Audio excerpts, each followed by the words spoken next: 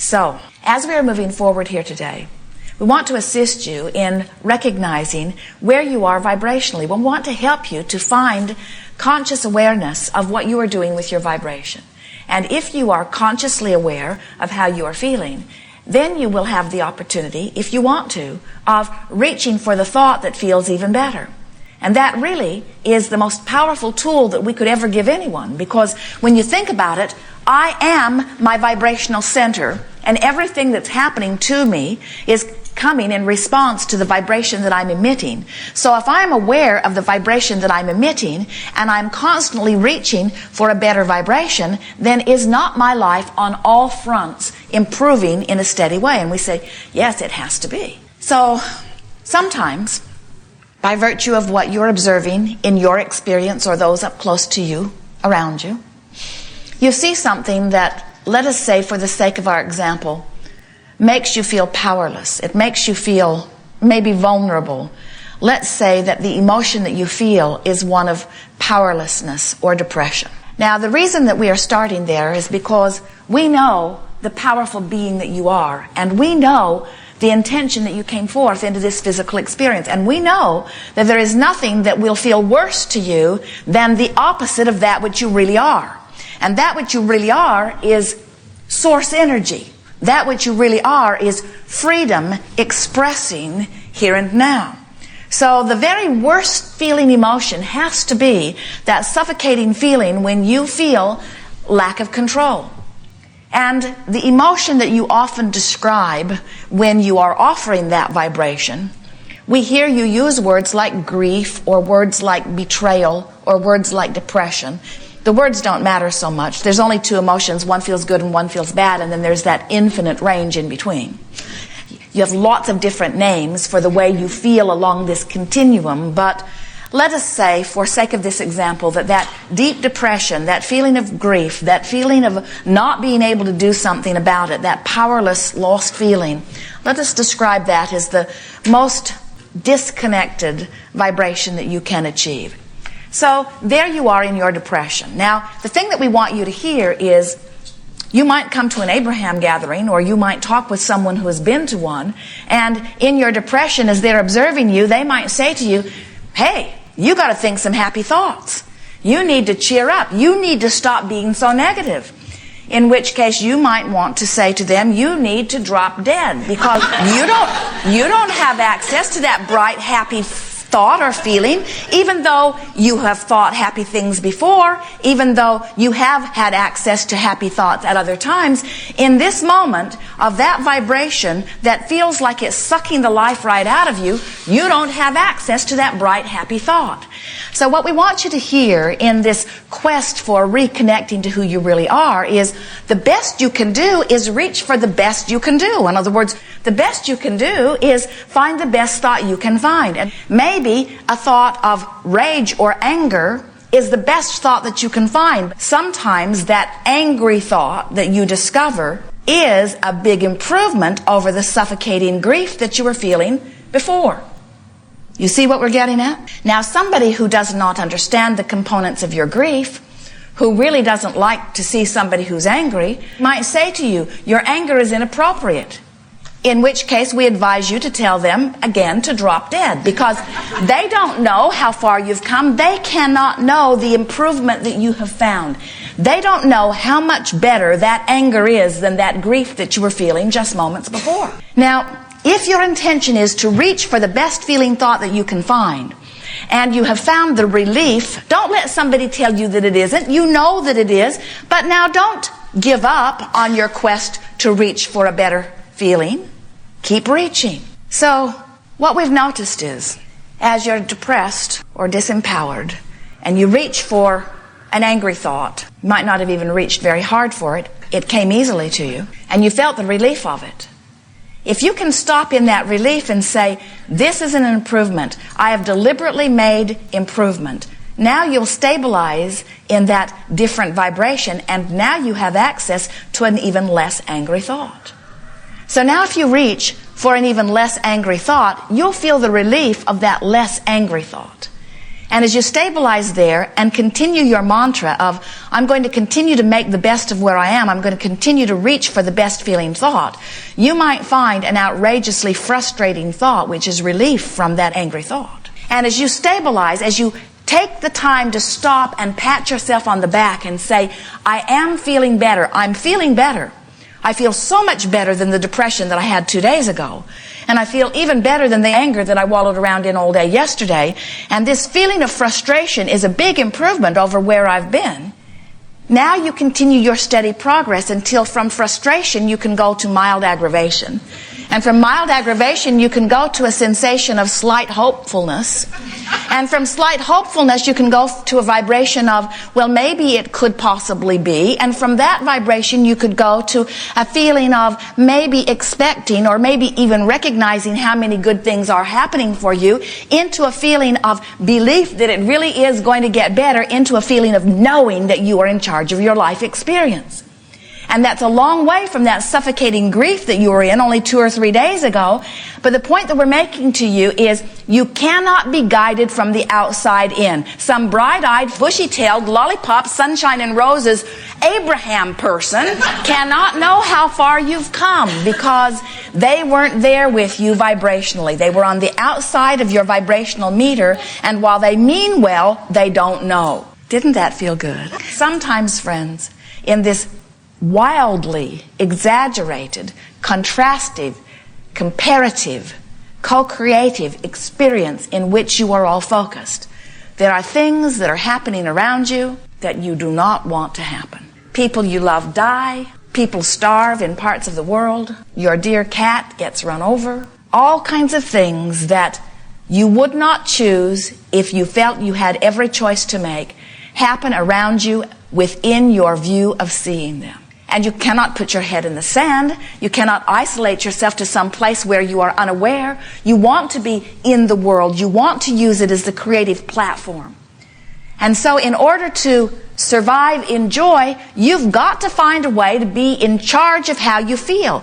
You've got to show yourself that even with all of this happening, that you can focus in a way that makes you feel terrible, or you can focus in a way that makes you feel less terrible. And if you focus in a way that makes you feel less terrible, then you can focus in a way that makes you feel less terrible. And if you can focus in a way that makes you feel less terrible, you can focus in a way that makes you feel less terrible. Until before you know it, you don't feel so terrible. You even start to feel a little good.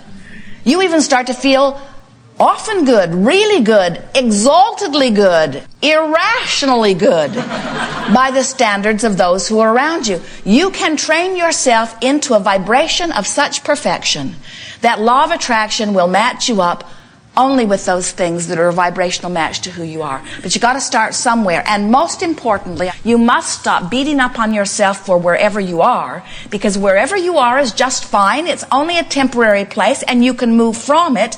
You've got to stop saying what I'm doing is inappropriate. You've got to stop beating up on yourself and feeling embarrassment about not having enough money, or about being too fat, or about not being able to control your bodily functions. You've got to stop beating up on yourself about where you are and start appreciating what is going well about where you are. If your new mantra is, I'm going to start beating the drum that feels better. I'm going to start making the best of things, making the best of things, making the best of things. Sometimes you make the worst of things, and you do it on purpose. And do you know why you do it? You make the worst of it because you don't like where you are, and you're complaining about where you are, and other people are seeing you where you are, and you think that you should explain how you got to where you are. So you keep making an exaggerated worst of things in order to explain why you're not in a better place. And we say, don't do that. Because when you make the worst of it, instead of moving from not feeling so good into a better and better and better and better and better feeling place, when you're making the worst of it, you're moving into a worse place. So something happens, you observe it, you take the hit, it doesn't feel good, and then you are embarrassed because you have negative emotion. Do you feel embarrassment when your gas tank indicator tells you that you're on empty? Or do you just go get some more gas? You don't condemn your indicator for telling you that you need more fuel. And we want you to stop condemning your indicator that's telling you need more connection to source energy. In other words, that's all it's telling you. Something you're focused on right now is not a vibrational match to who you really are. You might want to fill up with some better feeling thoughts so that you are more of a match to who you really are. So when you are realizing that your emotions are your friend, your emotions are letting you know what you are doing vibrationally. Your emotion is letting you know how full of who you really are you are, or how much you are pinching off who you really are. You know what negative emotion is?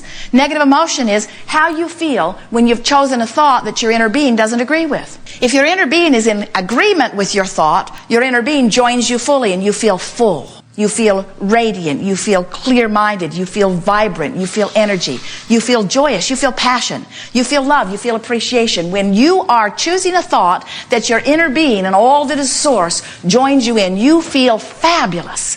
But when you choose a thought that is you out here on your screwy leading edge, choosing something that is absolutely incomprehensible in terms of what source knows to be. Things like, I'm bad, or I'm unworthy, or I'm not blessed. Things like, I'm not good enough, or I'm not smart enough. Things like, I should have done something differently, and now because I have done something differently, now I'm in a condemned, unblessed place. When you choose those thoughts and you beat the drum of them, you just hold yourself out there in the darkness for a while. Not because light is not shining all over you, it is, but you put up your big umbrella shade and you're just keeping yourself separated from the source that is really you, from the source that is always beaming to you, from the source that is always available to you.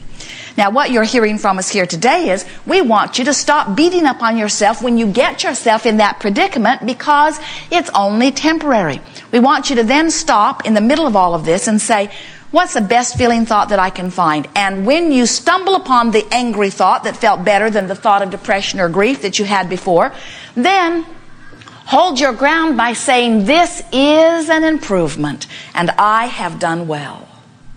When you feel your progress, when you take that first step, then you can take the second, and then the third, and then the fourth. And then you come to realize that it's an infinite, always stepping. As you are traveling from San Diego to Phoenix, down Interstate 8, beautiful drive across the desert. About halfway is Yuma. Not much to do there. No great restaurants. It's never the place Jerry and Esther decide to stay. But they pass through Yuma every time on their way. When they get to Yuma, they don't belittle themselves for not being in Phoenix. They accept that it's part of the journey. So when you are in your angry place, don't belittle yourself for not being in your joy, because it's just part of the journey. Instead, accept it as part of the journey. Take charge of the journey. In other words, can you imagine somebody finding themselves in Yuma and just collapsing? I wanted to be in Phoenix, and here I am in Yuma. I'm a failure. People call you on your cell phone. Are you in Phoenix? No, I'm in Yuma. Oh, I'm so sorry for you, they say. I know how much you wanted to be in Phoenix. You don't panic and just keep driving back and forth between San Diego and Yuma. You accept that you're partway there. And you don't beat up on yourself for being partway there. You accept that you're partway there, and you take pride in the journey that you've made already. And you take solace in the fact that if you've come this far, you can go further. You are in charge of the thoughts that you think, and you are in the charge of the way you feel. And once you discover that, once you say, I'm in charge, once you're mad on purpose, once you have convinced yourself that you've chosen the thought of anger, then you know that you can choose the thought of frustration, and oh, what a lovely thought that will be. You can choose the thought of overwhelmment, and oh, what a lovely thought that would be in relationship to those other thoughts that you've thought along the way. We want you to take control of your thinking, and we want you to stop beating up on yourself about where you are at any point in time. And we want you to never lose sight of your goal, which is what? To reach for a thought that feels better. In other words, we want you to stop saying, just for a little while, my goal is ecstasy, or my goal is winning the lottery. Those long jumps that are far from where you are don't serve you as well. My goal is I'm going to feel a little better than I feel right now, and I'm going to stabilize there and pat myself on the back, and then I'm going to keep reaching, and I'm going to reach again, and then I'm going to reach again, and then I'm going to reach again. And when you think about it logically, you have to understand that no matter where I am, no matter how sick or how poor or how in the darkness I am, if it is my intent to reach for a thought that feels better, I'm going to find it. And if it's still my intent to reach for a thought that feels better, I'm going to find it. And if it is still my intent to reach for a thought that feels better, I'm going to find it. And I'm not going to get stuck in Yuma. If I still reach for a thought that feels better, I'm going to find it. And can't you see that you have to get out into the light where the well-being is, where the dollars are, where the friends are, where the good relationships are, where the universe is yielding to you? You have to get there. It can be no other way. It is law. We are done.